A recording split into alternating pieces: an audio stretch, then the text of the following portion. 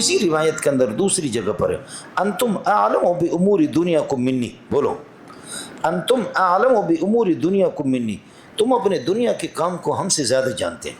اس لیے ہمارے مولوی آج کل پریشان ہیں کہ ہم جو دوائی کا جو ڈبہ اٹھاتے اس پر انگلش لکھا ہوا ہے، انگلش لکھا ہوا ہے، یہ ہمیں کیوں نہیں آتا؟ ہمیں سیکھنا چاہیے۔ ہمیں ٹیکنالوجی کیوں نہیں آتی؟ ہمیں یہ سیکھنا چاہیے۔ سمجھ رہی میں کیا؟ ہمیں بم بنانا نہیں آتا، ہمیں فلانا چیز نہیں آتی، فلانا چیز نہیں۔ اور سوالات یہی ہے سارے کے سارے کہ مولوی کو یہ چیزیں نہیں آتی، تمہیں تو کلمہ بھی نہیں آتا، باقی باتیں تو چھوڑو، تمہیں کلمہ نہیں آتا وہ تمہارے لیے عیب نہیں ہے، اور ہم دنیا کی چیزیں نہ جانیں۔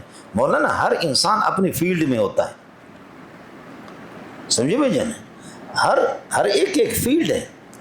تو ایسے دنیوی معاملات کے اندر تو نبی بھی کہتا ہے انتم اعلم بامور دنیاکم منی، تم دنیا کے معاملات مجھ سے زیادہ جانتے ہو۔ اگر نبی کو یہ چیزیں نہیں آتی تو اس کے لیے باعث عیب نہیں ہے، تو ورثۃ الانبیاء علماء کے لیے بھی باعث عیب نہیں۔ باعث عیب تو تمہارے لیے کہ خنزیرو تمہیں کل واللہ بھی نہیں آتا۔ ایک تمہارا وزیر داخلہ دنیا جہاں کی ڈگریاں اس کے بغل میں ہیں، آکسفورڈ یونیورسٹی کی، شکاگو یونیورسٹی کی، فلانا یونیورسٹی کے، فلانا یونیورسٹی کے، دنیا جہاں کی ڈگریاں اس کے پاس ہیں، لیکن اس کو کل واللہ تک بھی نہیں آتا۔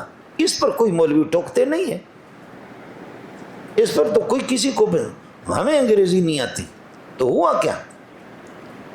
اور بغیر انگریزی کے اللہ آپ کا بھلا کرے ہم دنیا کو فتح نہیں کریں گے۔ آپ نے دیکھا کہ پٹھانوں نے اور طالبان نے ایسے ڈنڈا تمہیں گھسیڑا کہ قیامت تک تم سے نکلے گا بھی نہیں۔